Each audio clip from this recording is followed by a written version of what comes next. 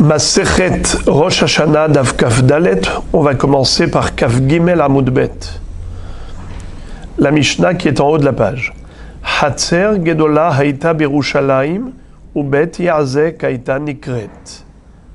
Il y avait à Yerushalayim une grande cour qui portait le nom de Bet Yazek. On verra dans la Gemara pourquoi est-ce qu'on appelait cette cour ainsi. Où les Sham Kola Edim Mitkannesin. Et là-bas se regroupaient, étaient rassemblés tous les témoins visuels de l'apparition de la nouvelle lune, ceux qui étaient venus pendant Shabbat, qui avaient dépassé le Tchum Shabbat, pour venir déclarer, témoigner de la néoménie. Il fallait faire ça auprès du Sanhedrin à Yerushalayim. Mais une fois qu'ils sont arrivés ici, ils ne pouvaient plus rentrer chez eux. Ils avaient le droit de profaner le Shabbat pour la mitzvah de Kiddush HaChodesh. Mais une fois que ils ont déjà accompli la mitzvah, ils n'avaient pas le droit de rentrer chez eux. Alors, qu'est-ce qu'ils allaient faire? Ils allaient se retrouver dans cette cour qui s'appelait Bet Yazek. Et il faut le savoir que quelqu'un qui a dépassé le Tchum Shabbat, il est sorti de sa ville, il a dépassé les 2000 coudées qui lui étaient permises. Que ce soit une infraction volontaire ou que ce soit par obligation, d'une manière ou d'une autre, toute personne qui a dépassé la limite de la frontière shabbatique n'a plus le droit de bouger. Ça veut dire qu'il doit rester dans les 4 coudées où il se trouve. Il peut tourner, mais dans un rayon de 4 coudées. Dans ce périmètre de 4 coudées. Alors là, également, étant donné que ils sont arrivés dans cet endroit, ils étaient coincés dans ce Bet Yazek. Ou Beddin Bodkin Otam Sham. Le Beddin, après avoir mené l'enquête pour voir si ces témoins étaient des témoins sérieux qui disaient vrai ou bien qui racontaient des bêtises, ces témoins, on s'occupait d'eux et on leur organisait de très bons repas shabbatiques. Ou se'udot gedolot osim lahem bishvil sheyu regilim lavo. Pourquoi est-ce qu'on essayait d'agrémenter leur séjour à Yerushalayim? C'est pour que la prochaine fois, ils ne soient pas dissuadés, qu'ils soient encouragés et motivés à revenir à chaque fois qu'ils allaient voir la lune réapparaître, la renaissance de la lune, Molad Alevana. Or, si ils allaient se retrouver coincés dans cet endroit, prisonniers du Bet Yazek, sans pouvoir sortir de là, mais en plus, ils n'allaient pas profiter là-bas, alors, la prochaine fois, ils ne reviendraient plus.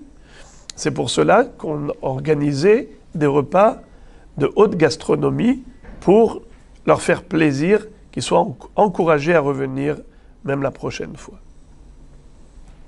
La Mishnah nous dit qu'il y a eu une évolution de la halacha au fil des générations.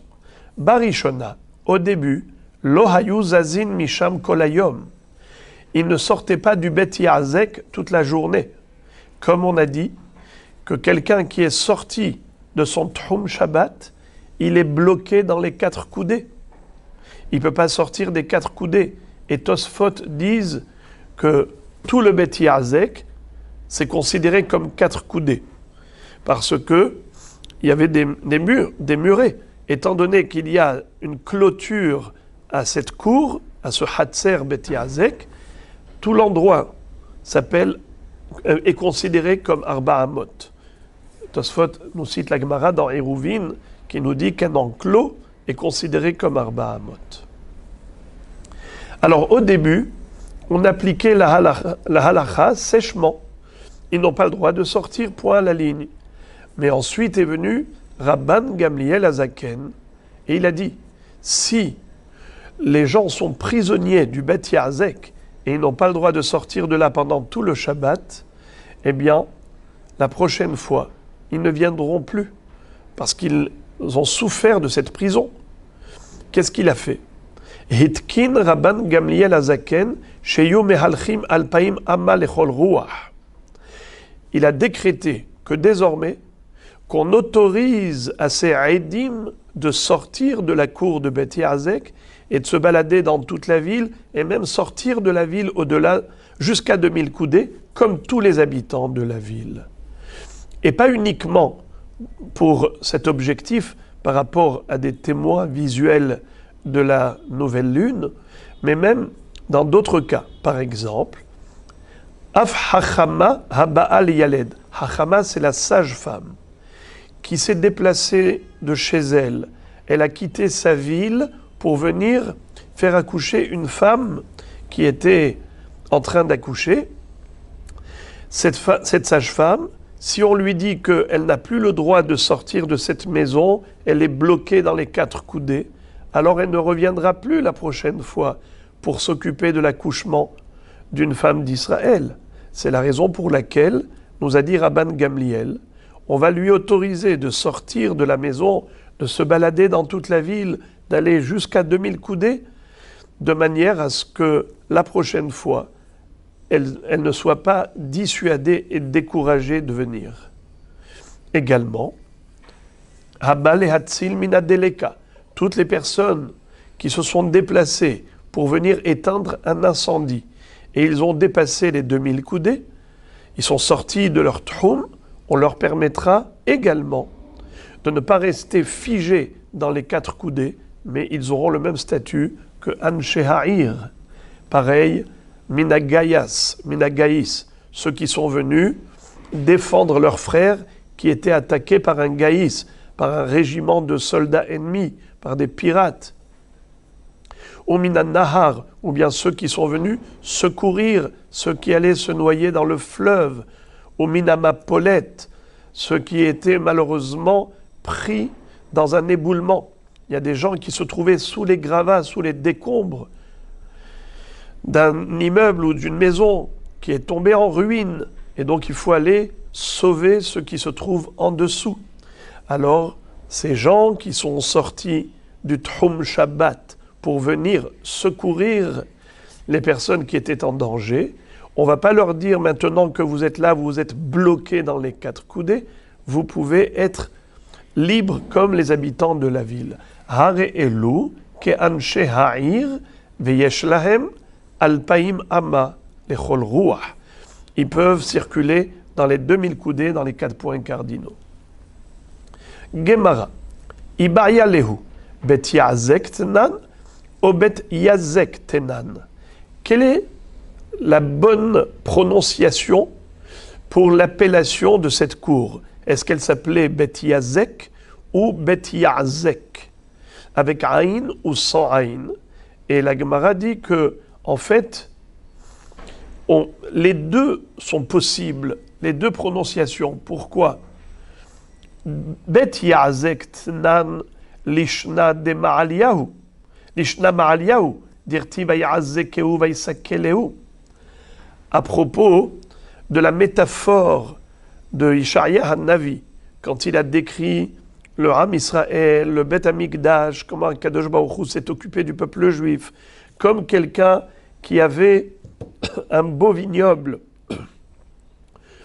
Il a clôturé, il a défriché le terrain, il a retiré toutes les pierres qui rendaient le terrain rocailleux, et ainsi de suite. Alors là, on voit que le verbe vayazekeu veut dire clôturer. Ainsi, le Hatzer Bet Yazek, qui se trouvait à Yerushalayim, était clôturé avec des murs. Donc c'est ainsi qu'on peut prononcer le nom de cette cour. Bet Yazek par rapport au verbe vayazekeu. Mais il est possible également de le nommer Bet Yazek, ayant pour racine Azikim, des menottes. Comme il est écrit, Vehu Asur Ba'azikim. Il a été menotté. Lishna de Tsaharahu. En fait, ça a une connotation négative.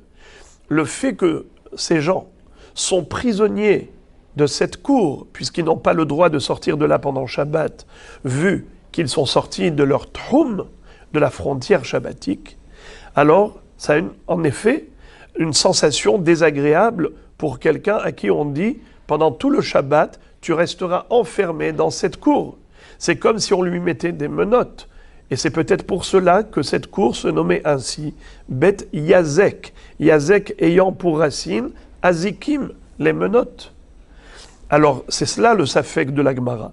Est-ce qu'il faut prononcer dans la Mishnah Hatzer Gedola Haïta Berushalayim ou Bet Yazek Haïta Nikret avec Aïn, ou plutôt Bet Yazek sans Aïn? La réponse est ainsi. Amar Abaye, Ta Shema. Au travers de la Mishnah, on peut déduire la vraie prononciation. Serudot Gedolot ayu osim lahem sham, kedei sheyu regilim lavo. Tu vois qu'on essayait de rendre agréable le séjour shabbatique dans cette cour. On organisait des repas de haute gastronomie. Pourquoi faire? Pour que ce soit vraiment un lieu et un espace agréable, où il fait bon vivre. Donc c'est sûr que on ne va pas nommer cette cour Bet Yazek, qui a une connotation négative. La Gemara réfute cette preuve. Dilma tarte havu avdebeu. Étant donné qu'en effet, le séjour dans cette cour pour les Eidim qui étaient venus pendant Shabbat, certes il était agréable par rapport au bon repas qu'on organisait. Ça c'est d'une part, mais d'autre part, ils étaient prisonniers à l'intérieur de cette cour. Ça c'est vraiment une sensation désagréable. Et de ce fait, il est possible que le nom que portait cette cour, c'est soit par rapport à l'aspect positif qui est donc Bet Yazek, soit à l'aspect négatif qui est Bet Yazek. On n'a donc pas tranché.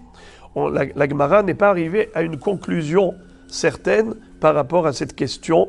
Quelle est la vraie prononciation du nom de cette cour? Nouvelle Mishnah. Ketzad Bodkin et Haedim. Lorsque les témoins visuels de la Néoménie, qui avaient vu la lune apparaître le 29 au soir, qui est la veille du 30e jour du mois, lorsqu'ils étaient venus au Beddin pour témoigner de la Néoménie, il fallait mener l'enquête pour savoir si c'était des témoins sérieux ou des rigolos, des menteurs. Alors voilà comment procédait le Sanhedrin. Zoug Sheba Rishon Bodkin Oto Rishon.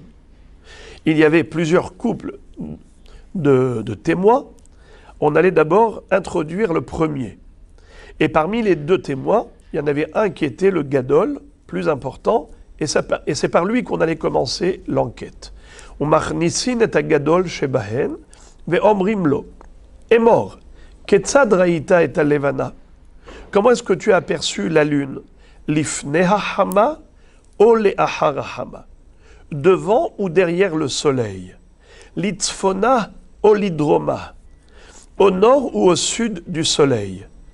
Il faut savoir que le soleil, quand il se couche à l'ouest, à ce moment-là, on peut apercevoir la lune. La lune n'est pas visible en journée, car le soleil nous éblouit et empêche la vue de la lune, la vision de la lune. Mais quand on arrive au crépuscule et que le soleil est à l'horizon, à ce moment-là, on peut les voir les deux, et la lune et le soleil.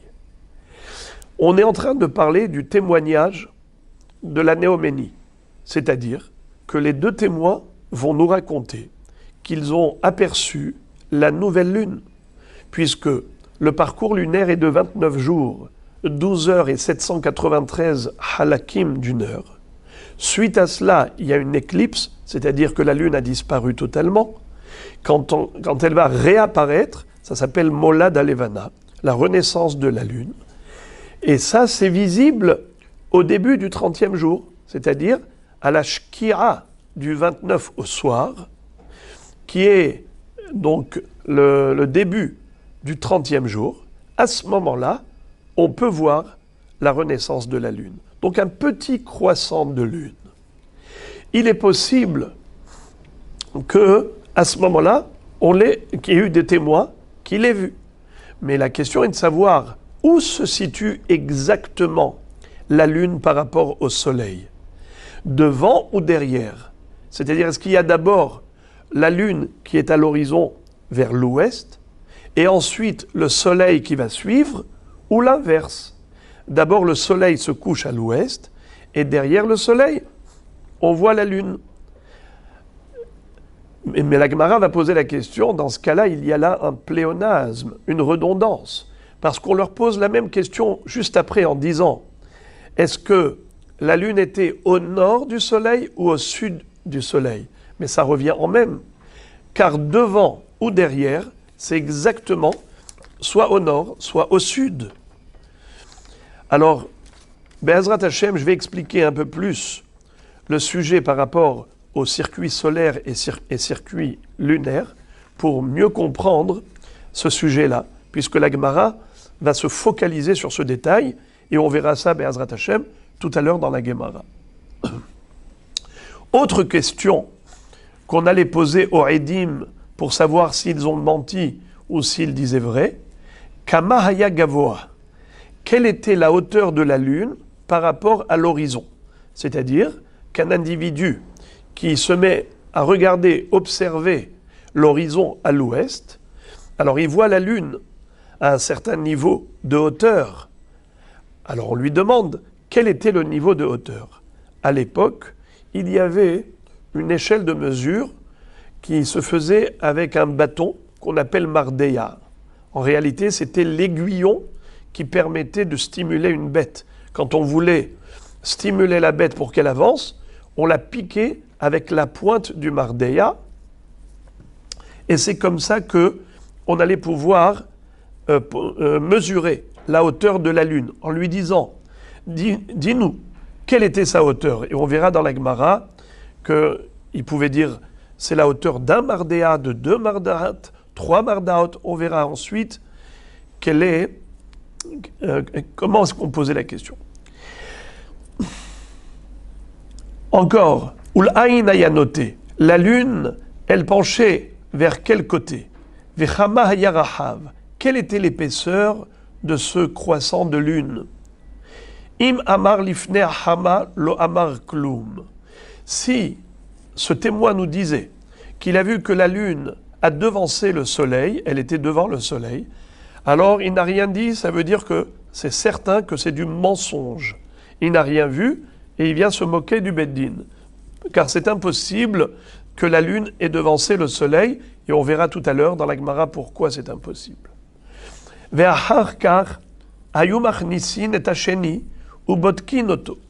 Ensuite, on allait introduire le deuxième témoin, on allait mener la même enquête.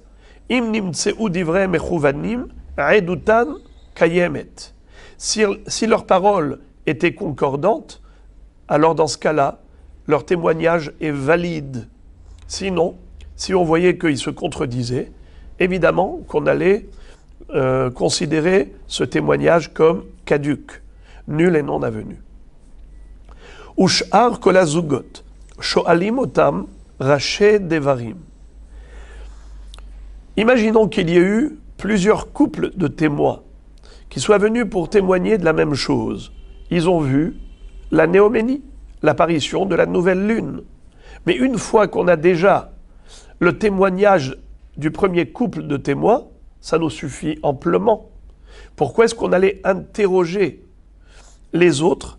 Alors en fait, nous dit la Mishnah, Ush'ar kol hazugot shoalim otam raché dvarim. On allait leur poser quelques questions superficielles. Lo she'ayu tzrichim lahem, non pas parce qu'on avait besoin de leur témoignage, et la kedeh shelo yetz'u bepachen nefesh, juste pour pas qu'ils soient déçus. Bishvil sheyu regilim lavo, afin que la prochaine fois, quand ils vont revoir le Molad Alevana, qu'ils ne se disent pas, la dernière fois on a voyagé, on a été jusqu'à Yerushalayim, et finalement ça n'a servi à rien, car il y avait déjà d'autres témoins à part nous. Si ils vont raisonner ainsi, eh bien à la fin il n'y aura jamais de témoins, parce que tout le monde va se dire, on n'a pas besoin de moi.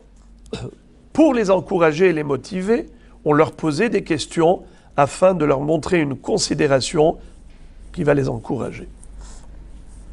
Gemara. Haïnu lifnei hama, haïnu litzfona. Haïnu le'acharahama, haïnu l'hydroma. L'hydroma. La Gemara se demande, mais comment se fait-il que la Mishnah se soit répétée? Elle a dit que les témoins, quand on les interrogeait, on leur posait la question suivante.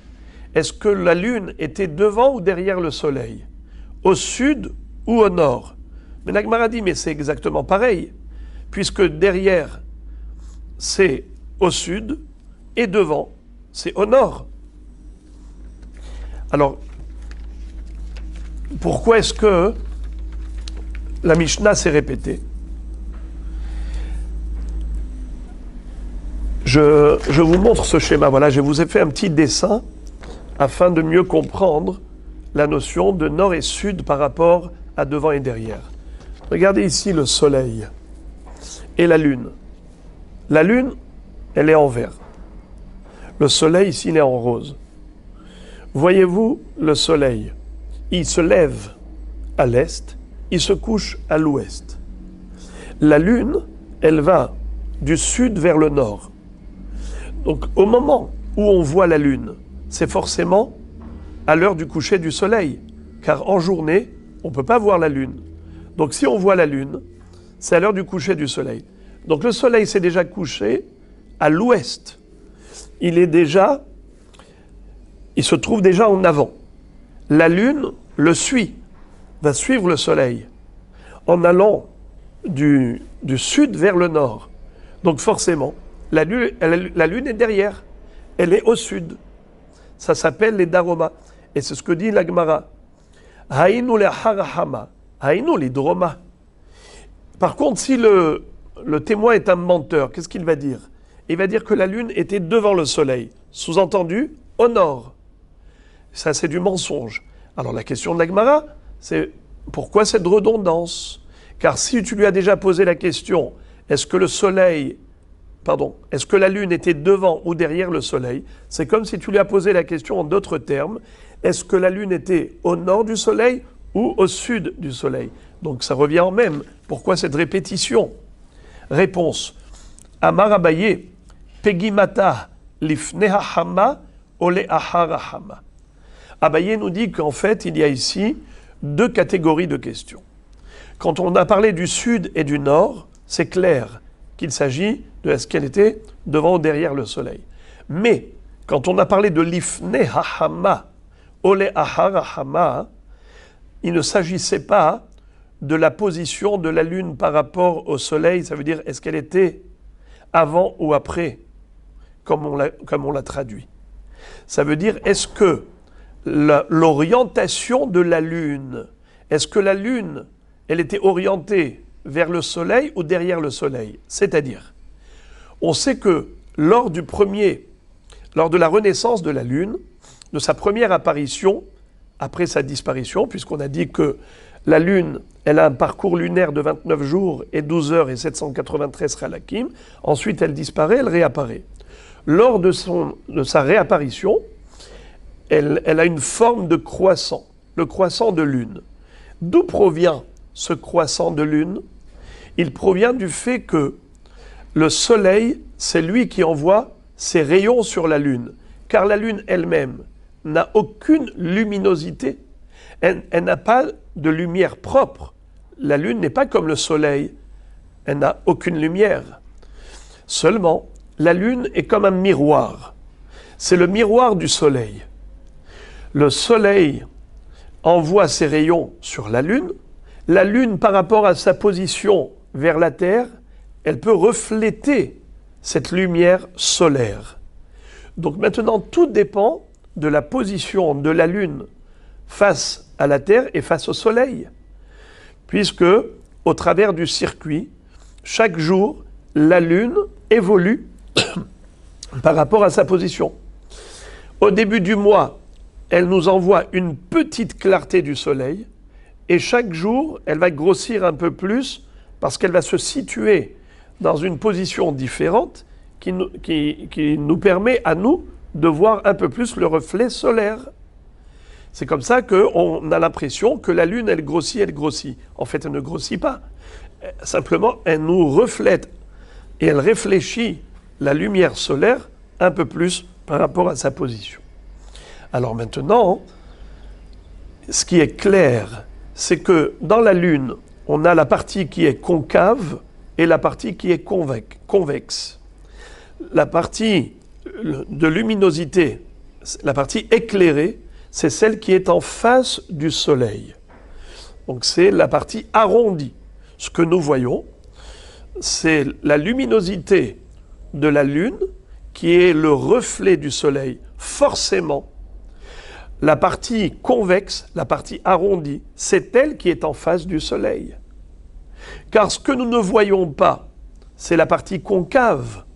Là où il y a du noir à l'intérieur de la Lune, c'est la partie qui n'est pas éclairée par le Soleil.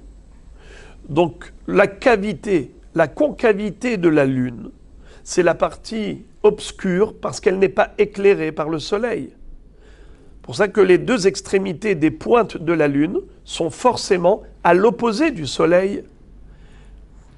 Étant donné que la partie éclairée de la Lune, elle est éclairée par le Soleil, donc forcément la partie arrondie, convexe, elle est face au Soleil. Et la partie concave, elle est à l'opposé du Soleil. Alors c'est pour cela qu'on posait la question aux Haïdim, on leur disait « Lifneha hama ole ahara hama ». Est-ce que les pointes, les extrémités de la Lune étaient vers le Soleil ou au contraire donnaient le dos au Soleil? C'est-à-dire que la partie concave était à l'opposé du Soleil. S'il nous disait que la partie concave était en face du Soleil, c'est du mensonge absolu, car c'est impossible. Mais Rabbi Yochanan va nous dévoiler pourquoi Kadosh Baruch Hu a créé la nature de cette manière. Alors je vais vous le dire d'abord oralement et ensuite on va le lire. On sait qu'au moment de la création des luminaires, Akadosh Baruch Hu les a créés équivalents. La lune et le soleil étaient égaux. Ils avaient la même taille, la même lumière. Mais la lune est venue se plaindre auprès d'Hachem en prétendant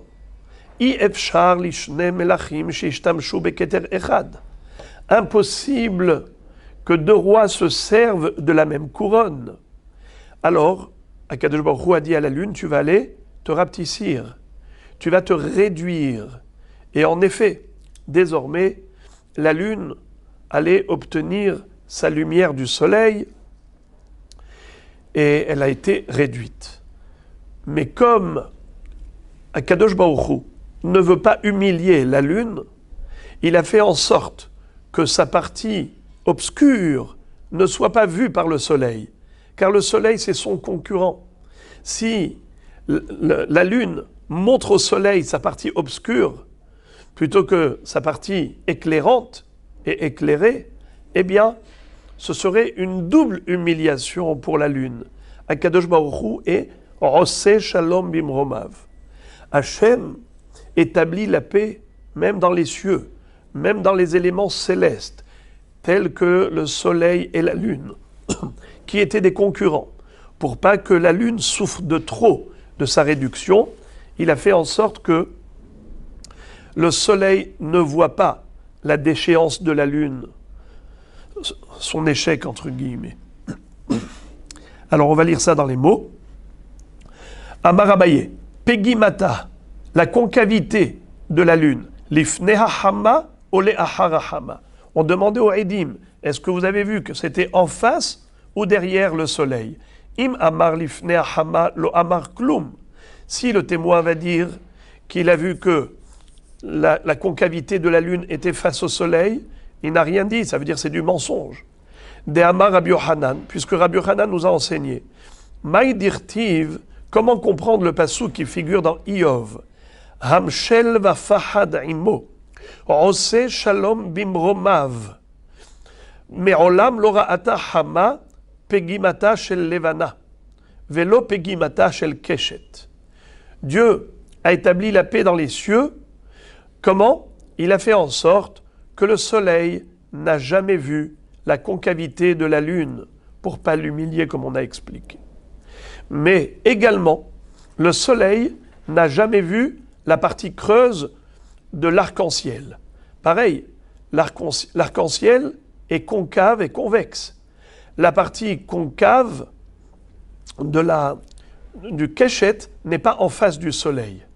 C'est la partie convexe, arrondie, qui est vers le soleil. Pour quelle raison?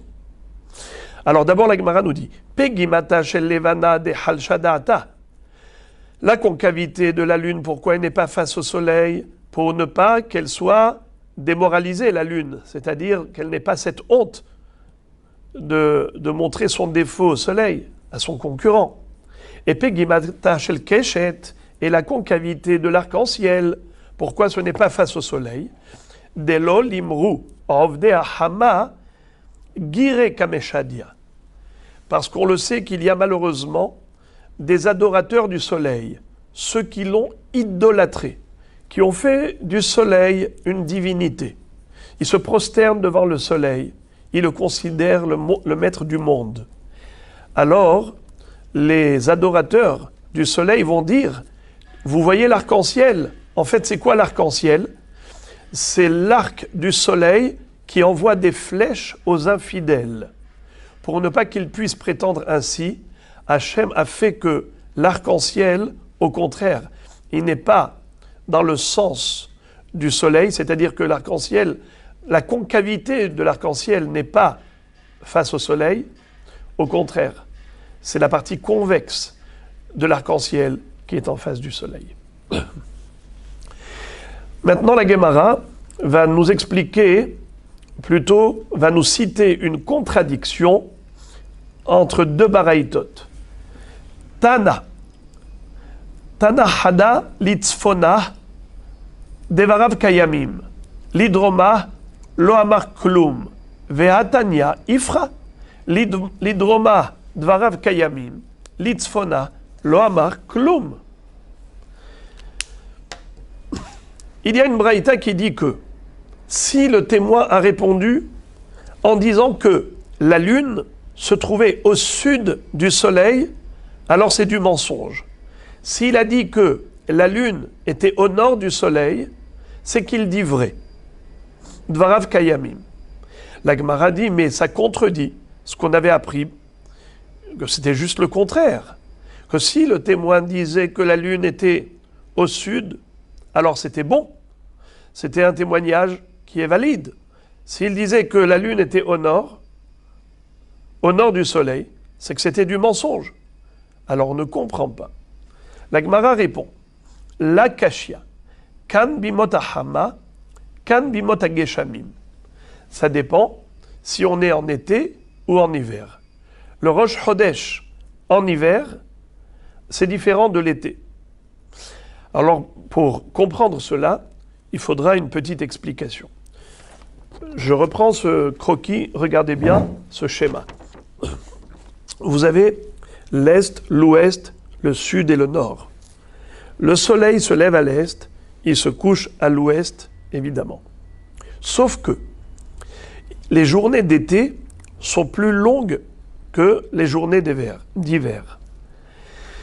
Prenons par exemple le soleil pendant les équinoxes ou pendant les solstices, c'est-à-dire au mois de Tishri ou au mois de Nissan, où nous avons des journées équilibrées. La journée elle fait 24 heures, on a 12 heures en journée et 12 heures la nuit. Pour quelle raison c'est comme ça? Alors, je vais commencer par regardez ici. J'ai fait 3 parcours du soleil. Ce que vous voyez ici en rose, c'est le parcours le plus court du soleil. Celui-ci, c'est le parcours intermédiaire dans des journées équilibrées, 12 heures de jour et 12 heures de nuit. Et ici, vous avez la longue journée d'été. Pourquoi est-ce qu'on peut avoir une journée qui est longue, une journée qui est courte? Comment ça marche? C'est qu'en fait, le soleil, d'abord, dans une journée, il y a 24 heures. Le soleil, lui, il se lève à l'est, mais il va toujours vers le sud. Holech elad darom, comme dit le Passouk. Il va vers le sud, et ensuite, après avoir parcouru le sud, il va se coucher à l'ouest. Si vous regardez ici, je vais prendre la journée d'été comme ça, vous comprendrez très bien ce que je vais dire. Chacun des 4 points cardinaux permet au soleil de faire en sorte que le soleil, il a besoin de 6 heures de parcours pour pouvoir parcourir toute cette distance. Regardez ici, en été, le soleil se lève à l'est, mais du côté nord. Donc on va appeler ça l'angle nord-est. Quand le soleil se lève à l'angle nord-est, il va devoir parcourir d'abord toute cette partie-là de l'est, ensuite le sud, et ensuite parcourir à l'horizon toute la partie ouest, pour enfin se coucher au nord-ouest, à l'angle nord-ouest. Combien de temps il lui a fallu? 18 heures. 6 heures à l'est, pour parcourir l'est, 6 heures pour le sud, et 6 heures pour l'ouest, 3 fois 6, 18. On peut avoir une journée, par exemple, la plus longue, où on va avoir 18 heures de jour et 6 heures de nuit. D'accord? En Europe, on peut avoir comme ça des périodes qui sont constituées ainsi. Alors, à partir de ce moment-là, on a compris que le soleil, en se levant à l'est et se couchant à l'ouest, il parcourt le sud. Regardez maintenant qu'est-ce qui se passe quand il est au milieu, quand il se lève à l'est, mais au milieu de l'est, et il se couche au milieu de l'ouest. Il va parcourir la moitié de l'angle sud-est et la moitié de l'angle sud-ouest. Ça va faire 6 heures et 6 heures. Ça va faire 12 heures. Là, on aura des journées équilibrées de 12 heures de journée et 12 heures de nuit. Prenons maintenant la journée la plus courte. Il se lève en hiver à l'angle sud-est et il se couche à l'angle sud-ouest. Combien de temps il lui a fallu pour parcourir cela? Je vais aller à l'extrême. Allez, on va dire 6 heures de journée et 18 heures de nuit. Imaginons. D'accord? Alors dans ce cas-là, qu'est-ce qu'il a parcouru? Il a parcouru que le sud. Il est allé directement, le soleil, depuis l'est à l'ouest, en parcourant juste le sud. J'ouvre une parenthèse pour vous dire que, évidemment, quand on parle du parcours du soleil, tout ça, c'est par rapport à la vue humaine, par rapport à la vision de l'homme, comment l'homme voit le soleil par rapport à la Terre. Je ne rentre pas dans le vrai parcours au niveau des galaxies, comment ça fonctionne, la rotation de la Terre, la rotation du soleil et de la Lune, et de tout leur parcours, qui est extrêmement complexe. On parle que de ce que l'homme a l'impression de voir. Alors qu'est-ce qu'il voit? Il voit un soleil qui se lève à l'est et qui se couche à l'ouest, mais qui n'a parcouru que le sud. Très bien. Alors regardez la différence. Si on est dans ce schéma, lorsque le soleil, par exemple ici, il se lève en été, il se lève au nord-est et il se couche au nord-ouest. Quand est-ce qu'on aura la shkia, le coucher du soleil? Qu'après 18 heures de parcours. Le soleil, il se trouve où maintenant? Il se trouve au nord. Et la lune, elle apparaît où? La lune, lors de la néoménie, elle est toujours au nord, à l'angle nord-ouest. C'est là où je vais voir. Donc, où se situe la lune par rapport au soleil? Eh bien, la lune, elle est dans le Darom et le soleil est au Tsafon. Ça, c'est en été. Mais en hiver, la lune est déjà là. Et donc, la lune va se retrouver, en effet, devant le soleil. Au moment où le soleil va se coucher complètement, la lune était déjà là.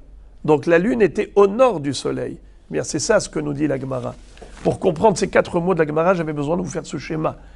Je relis. La kashia, ce n'est pas contradictoire. Kan bimot ahama, kan bimot ageshamim. Tout dépend de la période du Rosh Chodesh. Est-ce que c'est Rosh Chodesh en hiver ou en été? Et en effet, parfois la lune peut être au nord du soleil, parfois au sud du soleil. En fonction de tout ce qu'on vient d'expliquer, regardez la longueur de ce Rashi qui développe longuement le circuit pour la description du circuit lunaire et solaire afin que l'on puisse comprendre cette réponse de la Gemara. Tanu Rabanan, Ehad Omer Gavoa Shte Mardaot, Ehad Omer Gimel, Eidutan Kayemet, Ehad Omer Gimel, Ehad Omer He, Eidutan Betela, Aval Mitztarfin, le Eidut Acheret. On avait dit que l'observateur qui se tient face à l'horizon, quand il regarde vers l'ouest, qu'est-ce qu'il voit? Il voit le soleil en train de se coucher et au même moment, la lune apparaître.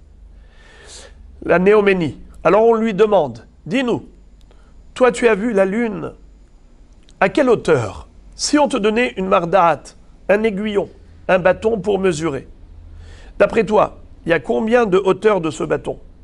1, 2, 3, 1, 2, 3 hauteurs. Alors imaginons par exemple qu'il y en ait un qui ait dit, à mon avis, il y avait la hauteur de 2 mardaot. Après on fait rentrer le deuxième témoin, on lui dit à quelle hauteur? Lui dit 3 mardaot. Bien qu'il se soit contredit, on considère que leur témoignage est tout de même valide. Pourquoi? Parce qu'il est possible qu'il y ait une petite confusion. L'homme, l'être humain, n'est pas parfait. Il peut avoir une petite erreur. Et le décalage d'une mardaat entre l'un et l'autre, c'est une erreur plausible, acceptable. Mais s'il y en a un qui dit, la hauteur de la lune, c'était 1 mardéa. L'autre va dire 3 mardaot. Bien, un va dire 3 mardaot, l'autre va dire 5 mardaot. Là, c'est inadmissible. Il n'est pas possible qu'il y ait une telle différence entre les deux. C'est sûr qu'il y en a un qui est menteur.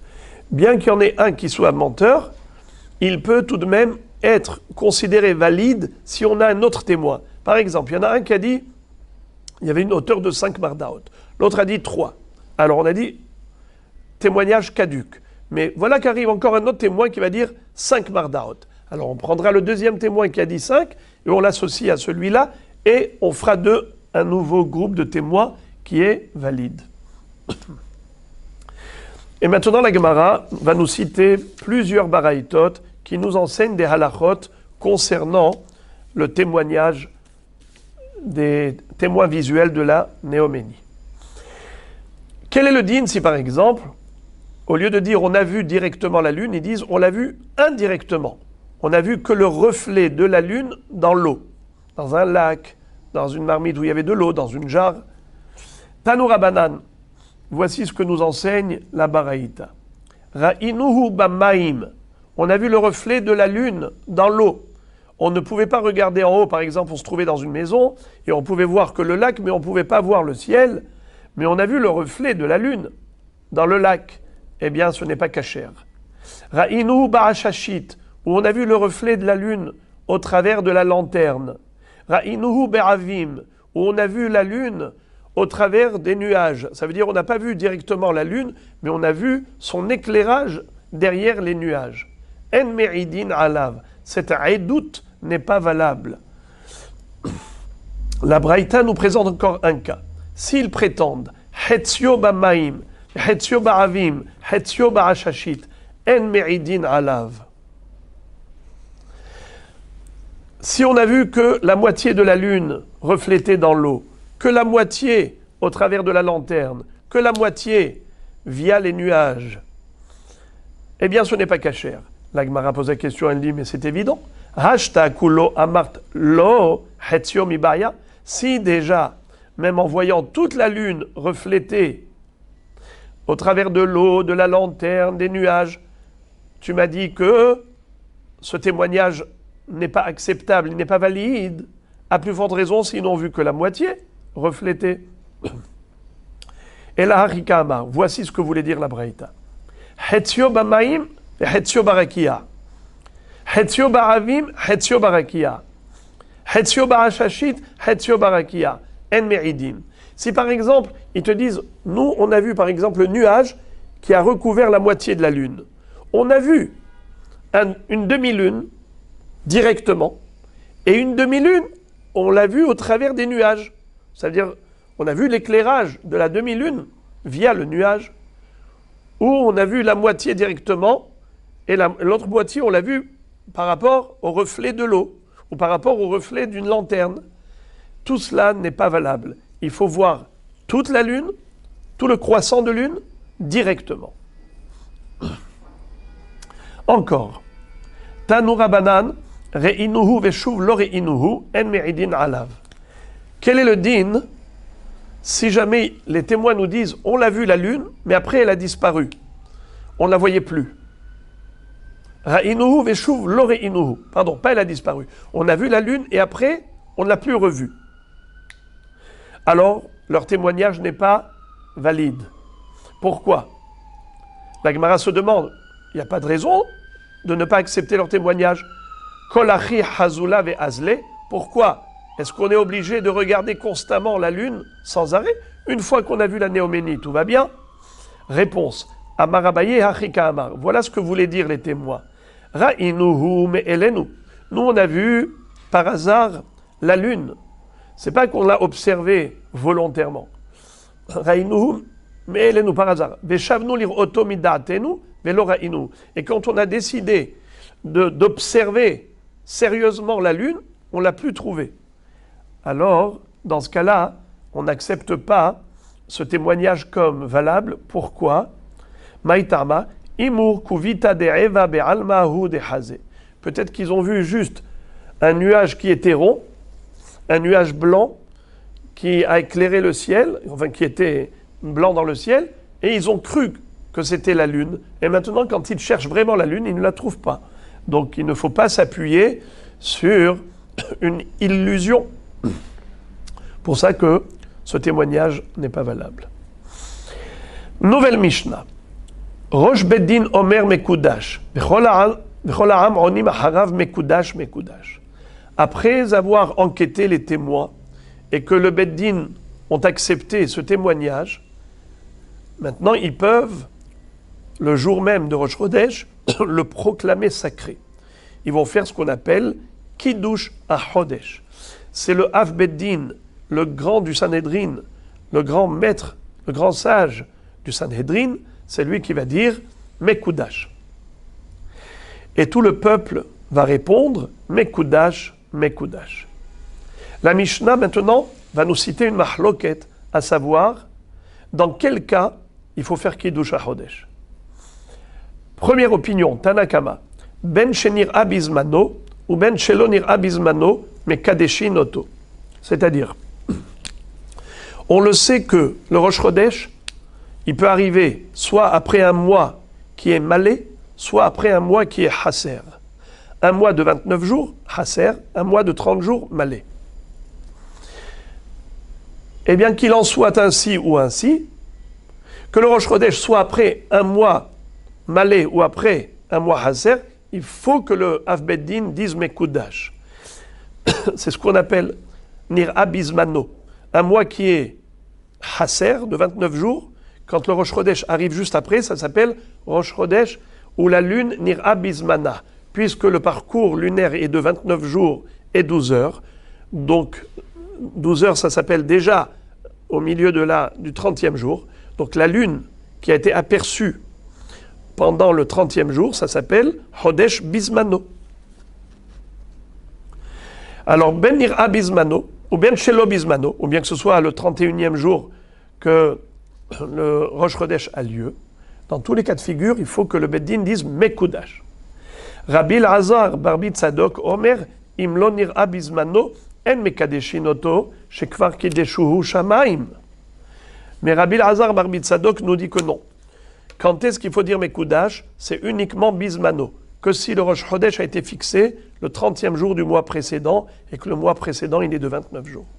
Mais si c'est un Chodesh malé, le mois précédent est de 30 jours et le lendemain c'est Rosh Chodesh, là, étant donné que c'est un Rosh Chodesh qui est tacite, de toute façon on n'a pas le choix. C'est ou le 30e ou le 31e. Le 31e, c'est évident, c'est automatique, il est Rosh Chodesh. Kideshuhu Shamaim, c'est dans le ciel qu'il a été sanctifié. Le Beddin Shel Mata n'a pas besoin de le sanctifier. Gemara. Rosh Beddin Omer Mekudash Menahanemile.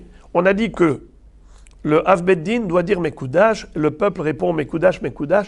D'où on apprend tout cela? La Gemara va citer les références. Amar Rabbi Chia bar Gamda, Amar Rabbi Yossi ben Shaoul, Amar Rabbi, Amar Kra, le pasuk nous dit Vaïdaber Moshe et Moadé Hashem. Mikan Sherosh Beddin Omer Mekudash. Moshe Rabbeinu a proclamé les Moadim, les fêtes juives. De là, on apprend que le Av Beddin doit dire Mekudash. Quel rapport? C'est que toutes les fêtes juives sont relatives à Rosh Chodesh. Si on ne connaît pas le Rosh Chodesh, on ne connaît pas la date de la fête. C'est la raison pour laquelle le pasuk qui dit Vaïdaber Moshe et Moadé Hashem, Moshe qui représentait le Rosh Hasanedrin, il a proclamé les Moadim. Comment il a proclamé les Moadim? En proclamant le Rosh Chodesh Mekudash.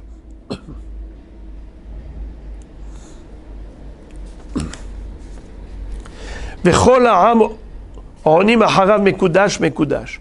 Et tout le peuple répond 2 fois Mekudash. Minalan, d'où on l'apprend que le peuple doit également confirmer ce kiddush. Réponse Asher tikreu otam karebe atem. Comme il est écrit dans le pasuk Ele moadé Hashem asher tikreu otam et moadam. Asher tikreu atem. Otam c'est écrit sans vav, comme si on pouvait lire atem. Vous allez proclamer, vous Am Israël, le Rosh Chodesh comme sacré en disant Mekudash, Mekudash. Rav Nachman bar Yitzchak amar Elehem Moadai, Hem Yomru Moadai. Il apprend d'un autre pasuk, Rav Nachman bar Yitzchak. C'est du pasuk qui dit Elehem Moadai. Voici mes fêtes. Mais c'est pas écrit Ele Moadai. Pourquoi c'est écrit Elehem? Hem, ça fait référence au Am Israël. Hem, le Am Israël, vont proclamer mes Moadim en proclamant le Rosh Chodesh, Mekudash. La Gemara pose la question, on dit Mekudash, Mekudash, Trezimne Lamali. Pourquoi 2 fois Mekudash? On aurait pu se suffire que d'une seule fois. Réponse, Dirtiv Mikra e Kodesh. Mikra e. Il n'est pas écrit Mikra Kodesh au singulier, mais Mikra e Kodesh au pluriel, comme pour dire 2 proclamations. Rabbi Lazar bar Tzadok Omer, Imlo nir'a bizmano en mekadeshinoto. On avait vu dans la Mishnah une mahloket entre Tanakama et Rabbi Lazar bar Tzadok, ça fait 2 opinions. Mais maintenant, nous allons voir au travers de la Braïta encore d'autres opinions. Tanya, Plemo Omer, il y avait un hacham qui s'appelait Plimo. Qu'est-ce qu'il dit? Bismano en mekadeshinoto, shelo bismano mekadeshinoto. Il dit juste le contraire de Rabbi Lazar bar Tzadok. Il dit que quand le Rosh Chodesh, il est bismano, inutile de dire Mekudash, parce que c'est visible, tout le monde le voit. Il suffit juste de mener l'enquête et d'être sûr qu'en effet, il y a eu la néoménie, mais puisque c'est quelque chose que beaucoup de gens ont vu, alors c'est inutile de dire Mekudash. L'autre sarich chizouk. Quand est-ce qu'on a besoin de dire Mekudash? C'est lorsque c'est le jour d'après, 31e jour, où la lune n'est pas vue à ce moment-là. On a besoin de chizouk, de dire Mekudash. Rabbi Lazar bar Shimon Omer, ben kar ou ben kar en mekadeshinoto. D'après Rabbi Lazar, fils de Rabbi Shimon, c'est juste le contraire. Pardon, c'est que jamais on a besoin de faire kiddush à Chodesh, jamais. Dans le sens où on ne dit jamais Mekudash.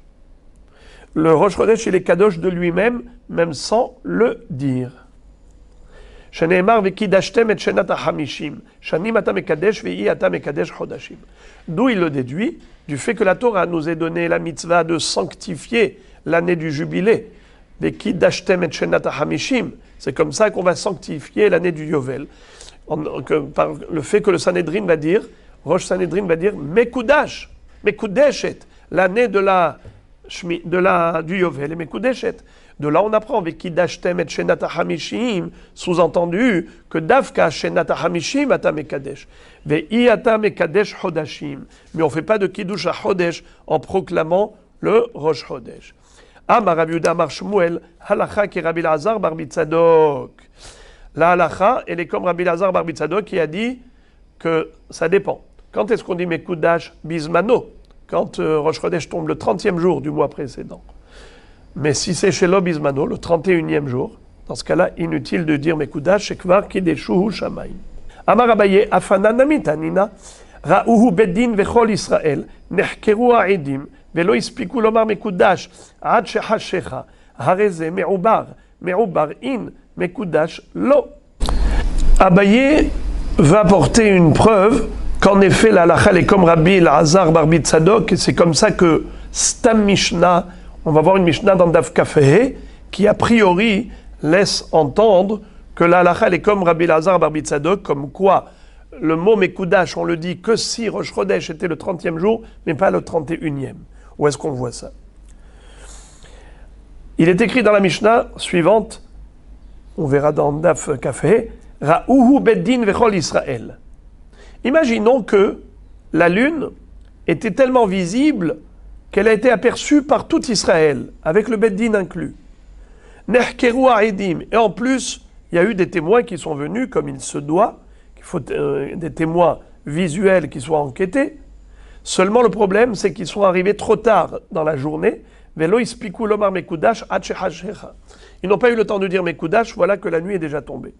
Hareze me'ubar. Eh bien, dans ce cas-là, ce mois-ci s'appelle Chodesh Me'ubar. C'est un mois de 30 jours.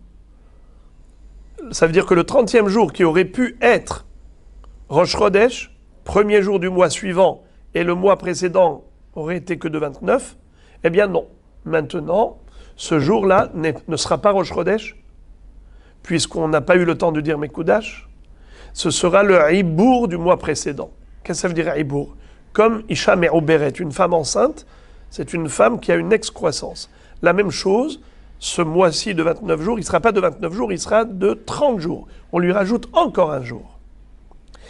Hareze Me'ubar. Pourquoi est-ce que la Mishnah a employé ce lachon? Elle a dit Hareze Me'ubar, Me'ubar in, Mekudash lo. Au lieu de nous dire que le lendemain sera Mekudash, elle a dit aujourd'hui c'est Me'ubar. Mashma, qu'en effet, il n'existe pas de Kiddush pour le 31e jour. On n'a pas dit à Rézé que le lendemain il est Mekudash. Donc c'est une preuve que la halakha est comme Rabbi Elazar bar Tzadok, que le Kiddush HaChodesh n'a lieu d'être que le 30e jour, mais pas le 31e jour. La Gemara réfute cette preuve et dit non, ce n'est pas obligatoire de comprendre ainsi. On aurait pu comprendre autrement. Comment? Me'ubar itzterich aleh. Sal kadata chamina ho'il vera'uhu beddin vechol Israël iparsema velo li'abruha kamashmalan. On aurait pu penser que s'il était écrit par exemple Hareze Mekudash, comme Behemet, on peut dire que la Mishnah suivante, elle ne pense pas comme Rabbi Elazar bar Tzadok, elle pense comme ceux qui disent qu'il faut être Mekadesh le 31e jour. Si on veut en faire un jour de Rosh Chodesh, il faut dire Mekudash, le 31e jour. Alors pourquoi on n'a pas dit Hareze Mekudash? Parce que si on avait écrit Hareze Mekudash au lieu de Hareze Me'ubar pour le 30e, les gens auraient pu croire que Behemet, c'est le 30e qui est Rosh Chodesh. Pourquoi? Parce la lune a été vue et aperçue par tout Israël. Ifarsema Milta. Tout le monde a vu la lune, déjà le 30e jour. Bien que le Beddin n'a pas eu le temps de dire Mekudash le jour même, ils vont le dire le lendemain, mais peut-être qu'ils ont voulu dire que Mekudash, c'est que le 31e jour, ils te disent que le 30e était Mekudash, au passé. C'est pour cela qu'on te dit non. Le 30e, il est Ibour. Le 30e, il appartient au mois précédent, pas au mois suivant. Hareze Me'ubar. Le mois précédent, c'est un mois Me'ubar de 30 jours. Pour que les choses soient claires et qu'il n'y ait aucune possibilité de se tromper. Voilà donc pour ce Inyan.